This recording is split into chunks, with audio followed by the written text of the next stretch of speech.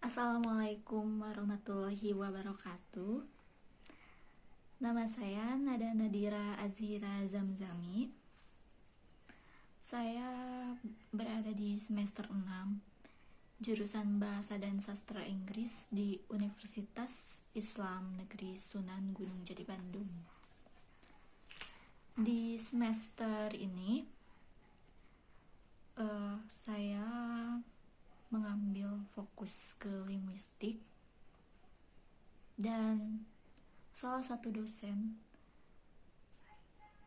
Pak Abdul Hanan, beliau itu dosen mata kuliah sosiolinguistik, menugaskan kepada kami, para mahasiswanya, untuk menyimak sebuah video dari channel YouTube Anthony Pim. Anthony Pim itu sendiri, setelah saya jelajahi ya, di about-nya ya, di deskripsi YouTube miliknya itu, beliau adalah seorang profesor Australia yang mengajar di sebuah universitas di Spanyol dan di Afrika Selatan. Nah, beliau ini ahlinya itu di bidang translation sama intercultural studies, dan juga di sosiolinguistik ini. Nah,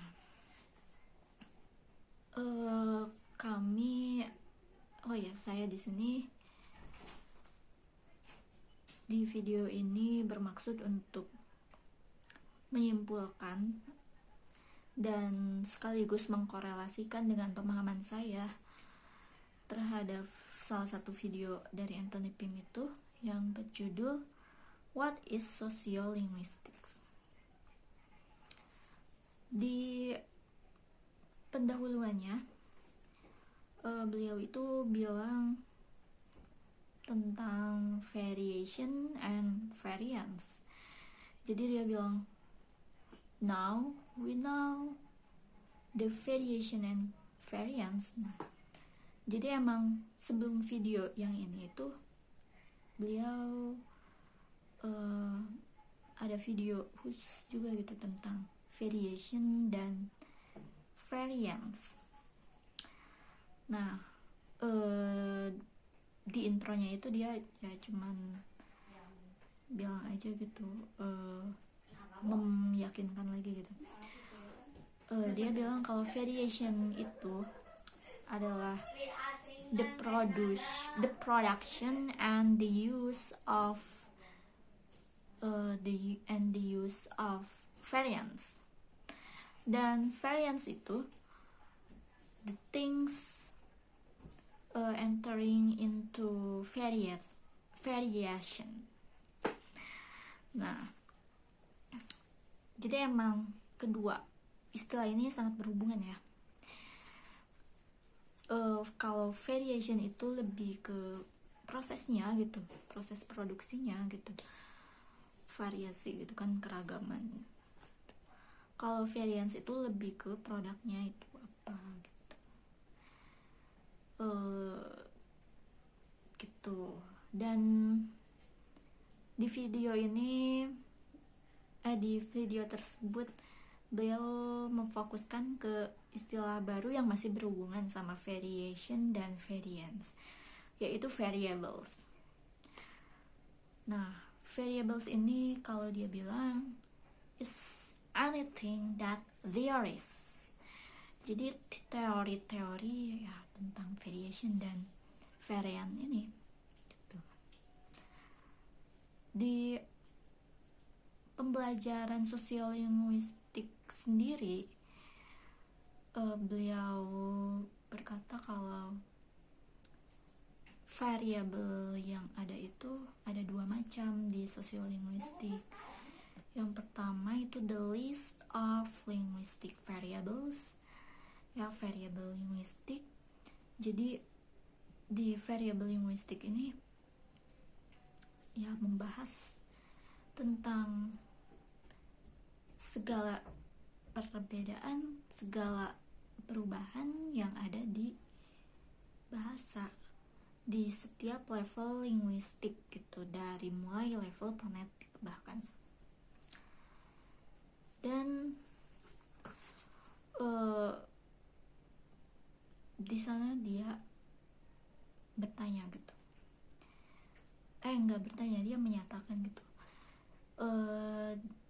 bahwa di sana ada sebuah alasan mengapa manusia itu memilih satu varian atau varian yang lain gitu. Jadi emang bahasa itu sendiri kan beragam ya. Kalau keberagaman itu pastinya berbeda-beda gitu, ada perbedaan kan gitu di sana. Nah, di sini gitu kajian linguistiknya itu gitu, mengapa bahasa bisa berbeda-beda dan seorang itu bisa memilih satu varian. Lalu dia bilang contohnya itu geolinguistic location. Di kajian linguistik itu kan ada geolinguistic location. Nah, geolinguistic location ini merupakan kajian bahasa berdasarkan letak geografis gitu. Nah, hal-hal ini menurut Pak Anthony ini adalah hal-hal yang punya faktor sosial variabelnya. Nah, jadi sosial variabel itu ada dalam hal-hal yang seperti geolinguistic location tadi ya. Jadi di mana kamu saat ini, di mana kamu berbahasa. Terus juga bisa jadi kelas sosial, gitu. Jadi pastikan produksi bahasa dari orang ya punya kelas sosial ya, orang itu misalkan orang yang berintelektual tinggi gitu, orang-orang yang educated people gitu, pasti punya perbedaan gitu sama orang-orang lainnya gitu. Atau ya kelas sosial seperti si kaya si miskin itu pasti punya perbedaan, atau ya perbedaan dari caranya juga gitu. Terus bisa jadi juga ini perbedaan di faktor sosial variabel lainnya itu di gender, karena identitas laki-laki sama perempuan juga punya perbedaan ya. Jadi mereka juga punya bahasa yang keciri khasannya mereka sendiri gitu, masing-masingnya. Terus juga bisa jadi juga etnis, ras, dan sebagainya. Dan jenis sintaksis utama dari social variable ini bisa dilihat dari domain. Domain itu sebuah istilah yang dimana orang-orang itu punya sebuah kelompok yang punya tujuan yang sama gitu. Tapi sebenarnya nggak gitu sih. Jadi iya kayak gitu, tapi yang simpelnya itu saya contohin aja ya. Jadi domain itu beliau juga langsung mencontohkan gitu, family. Nah, di keluarga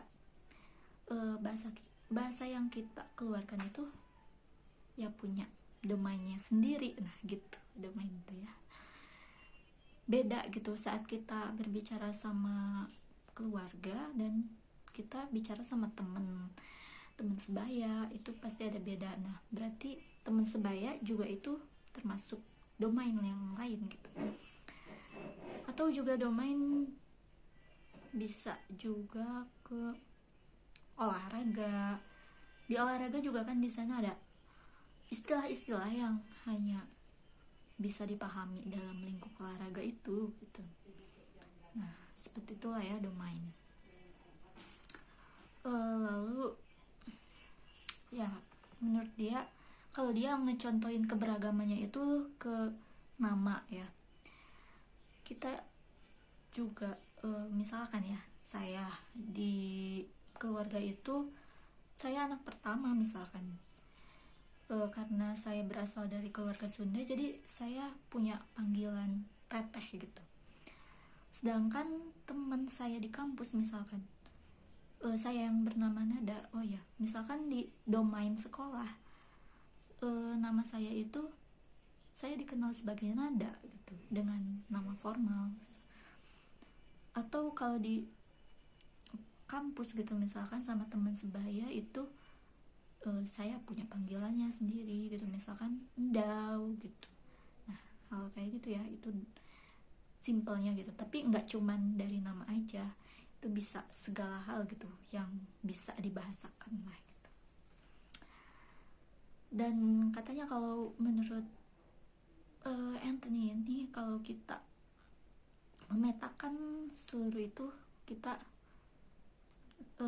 di situ sedang memetakan variabel linguistik itu, rangkaian variabel linguistik itu gitu ya. Lalu di social variable juga ini berhubungan sama hal-hal gimana kita berbicara saat kita marah. Itu pasti ada bedanya sama saat kita senang atau saat kita lagi gugup, itu pasti ada bedanya. Nah, ini gitu, ini tuh faktor di social variablesnya juga gitu. Kalau di video itu Anthony mencontohkan orang yang mabuk gitu ya, tapi kalau di Indonesia kan lumayan ini ya, nggak terlalu banyak ya orang yang mabuk gitu. Jadi mungkin saya akan mencontohkannya ke orang yang ngantuk. Nah, itu pasti ada perbedaan gitu, orang yang ngantuk sama misalkan orang yang lagi marah. Kadang orang yang ngantuk tuh fonetiknya lah, ada pergeseran di segi fonetiknya gitu. Misalkan saat dipanggil, teh cuci muka dulu, kan cuman gitu misalkan, itu tuh dia bilang ya, tapi malah nah itu ya salah satunya. Terus nah di sini akhirnya dia bilang, jadi apa itu sosiolinguistik? Jadi sosiolinguistik itu adalah sebuah korelasi dan hubungan logis antara variabel linguistik dan variabel sosial tadi. Dan apa aja sih yang dipelajari di sosiolinguistik itu? Yaitu si hubungan yang seperti kayak tadi tuh. Jadi fokusnya itu di kayak etnis, ras, mobilitas sosial, dan ya hal seperti itu ya gitu. Itu dia dapati dari pendapatnya sosiolinguis Amerika yang bernama William Labov ya. Terus nah perbedaan di kajian sosiolinguistik itu, perbedaannya itu pasti memiliki perkembangan gitu. Terus enggak mutlak ya di gender, semua gender gitu, enggak. Jadi gimana si sekelompok yang kita amatinya itu punya masalah apa gitu, punya problematika kebahasaannya apa gitu, dan problematika sosial apa. Soalnya ya misalkan ya simpelnya itu ya pasti tiap negara itu pasti punya perbedaan problematikanya sendiri gitu ya. Dan selain problematika sosial juga itu berdasarkan perbedaan lingkungan sosialnya juga. Nah gitu. Terus dia mencontohkan kalau kajian linguistik itu misalkan gini nih, saya misalkan ada misalkan seorang anak rantau dari Jawa ya, kalau di kita dari suku Jawa, terus dia kuliah gitu di UIN, terus dia beli cai tuh di tukang tai yang di depan itu ya. Terus dia bilang ke mbak-mbaknya, mbak mau tai dong gitu.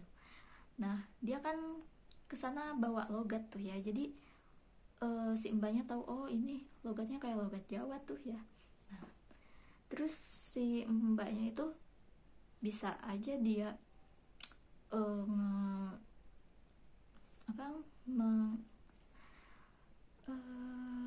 membalasnya itu bisa pakai bahasa mana aja gitu, tergantung knowledge-nya si mbaknya itu, si mbak Taiti-nya itu gitu.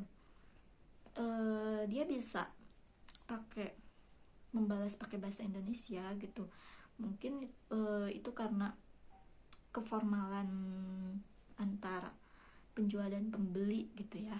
Jadi misalkan dia membalas, oh boleh, mau berapa gitu, mau dibuatkan berapa. Nah bisa dibalas seperti itu gitu. Atau juga bisa dibalas dengan pakai bahasa Sunda misalkan. Jadi si mbaknya itu misalkan ini kan meskipun logat Jawa juga kuliah di UIN tuh, pasti mungkin bakal ngerti aja sama bahasa Sunda. Atau ya mbaknya nggak sadar gitu, dia ngebalasnya dengan bahasa Sunda karena udah jadi kebiasaan dia. Jadi misalkan dia balas badesa barahaneng gitu ya. Atau bisa juga dia ngebalasnya pakai bahasa Jawanya lagi gitu, karena oh ini orang Jawa nih, ya udah si mbaknya balas misalkan si ci loro gitu ya, ya kayak gitulah ya. Nah jadi di sini, nah kalau di bahasa, di istilah linguistiknya itu hal-hal yang seperti ini itu dinamakannya itu sebagai code switching. Jadi ada pergantian karena lawan bicaranya itu. Nah si anak kerantaunya ini, mahasiswa ini misalkan membalas lagi, dia bisa bebas kan pakai bahasa apa aja gitu. Nah disinilah gitu kajiannya, kajian linguistik ini, kajian sosial linguistik ini. Mungkin segitu aja sih yang bisa aku sampaikan. Terima kasih yang udah nonton. Wassalamualaikum warahmatullahi wabarakatuh.